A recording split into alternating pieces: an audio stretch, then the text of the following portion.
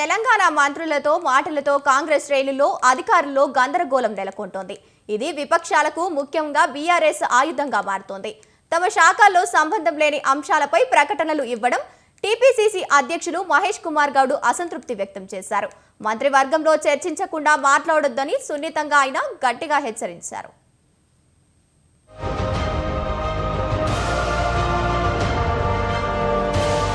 కాంగ్రెస్ అంటేనే నేతలది తలో దారి. ఇంటర్నల్ ప్రజాస్వామ్యం ఎక్కువ. అధికారంలో ఉన్నా అపోజిషన్లో ఉన్నా ఆ పార్టీ నేతల రూటే సెపరేటు. కాంగ్రెస్ నేతల్లోనే కాదు, తెలంగాణ మంత్రుల్లో కూడా సమన్వయం లేకుండా పోతుంది. 10 ఏళ్ల తర్వాత అధికారంలోకి వచ్చిన కాంగ్రెస్ పాత కాంగ్రెస్ కొత్త కాంగ్రెస్గా విడిపోయింది. మంత్రుల్లోనూ ఈ విభజన స్పష్టంగా కనబడుతుంది. మంత్రులు ఎవరికి వారు తమ శాఖతో సంబంధం లేని అంశాలపై యథేచ్ఛగా ప్రకటనలు గుప్పిస్తున్నారు. తాజాగా లోకల్ బాడీ ఎన్నికలు, రైతు భరోసా, సన్నాలకు బోనస్ వంటి అంశాలపై కొందరు మంత్రులు చేసిన ప్రకటనలు రాష్ట్ర ప్రభుత్వానికి తలనొప్పిగా మారాయి. దీనిపై ప్రదేశ్ కాంగ్రెస్ ఒకంత సీరియస్ అయ్యింది.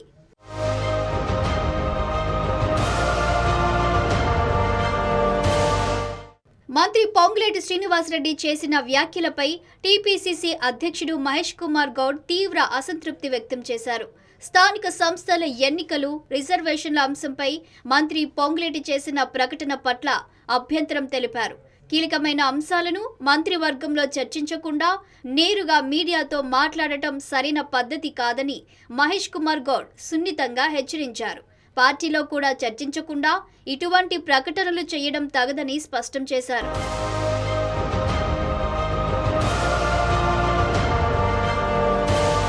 ఒక మంత్రిత్వ శాఖకు సంబంధించిన అంశంపై మరో మంత్రి మాట్లాడటాన్ని మహేష్ కుమార్ గౌడ్ తప్పుబట్టారు. ఇది సరైన విధానం కాదని పేర్కొన్నారు. ముఖ్యంగా న్యాయస్థానాల పరిధిలో ఉన్న సున్నితమైన అంశాలపై మంత్రులు మాట్లాడేటప్పుడు అన్ని విషయాలను క్షుణ్ణంగా పరిశీలించిన తర్వాతే స్పందించాలని సూచించారు. మంత్రులు తమ శాఖల పరిధిలోని అంశాలపైనే దృష్టి సారించాలని, అనవసరమైన విషయాల్లో జోక్యం చేసుకోవద్దని హితవు పలికారు.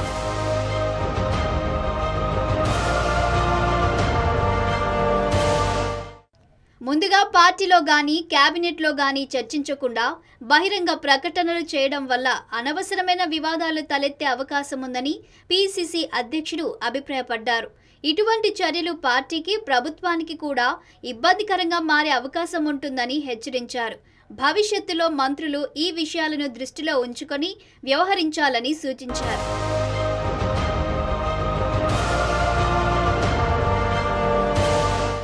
ఈ ఎపిసోడ్కు ముఖ్యంగా స్థానిక సంస్థల ఎన్నికలపై మంత్రి పొంగులేటి చేసిన వ్యాఖ్యలే.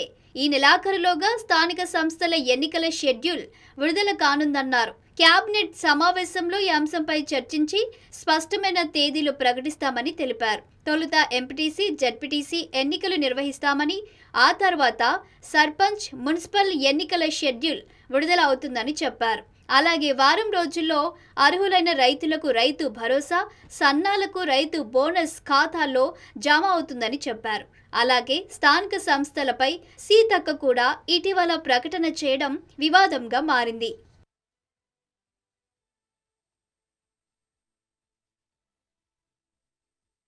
రాష్ట్రంలోని రైతులకు ఈ నెల 25వ తేదీలోగా ఎకరాకు 6,000 చొప్పున రైతు భరోసా నిధులు ఇచ్చేందుకు ప్రభుత్వం చర్యలు తీసుకుంటుందని ఇటీవల వ్యవసాయ శాఖ మంత్రి తుమ్మల నాగేశ్వరరావు చెప్పారు. బోనస్ ప్రకటన తర్వాత రాష్ట్రంలో సన్నధాన్యం సాగు పెరిగిందని చెప్పారు.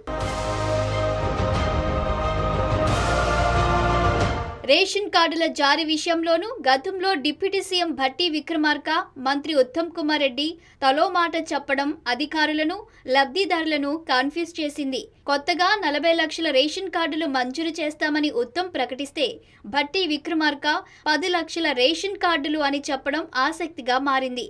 ఇలా మంత్రులలో వారికి క్లారిటీ లేకపోవడం ఇప్పుడు చర్చనీయాంశంగా మారింది.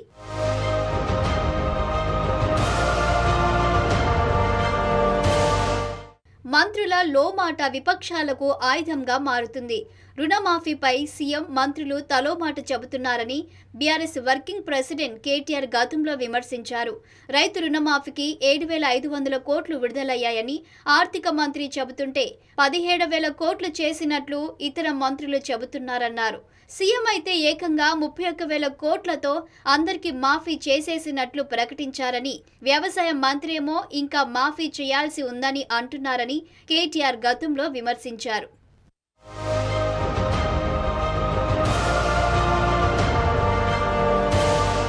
లోకల్ బాడీ ఎన్నికల ప్రకటన పైన తలో మాట మాట్లాడుతున్నారని, ఏ మంత్రి చెప్పింది కరెక్టో తెలియకున్నదని బీఆర్ఎస్ విమర్శించింది.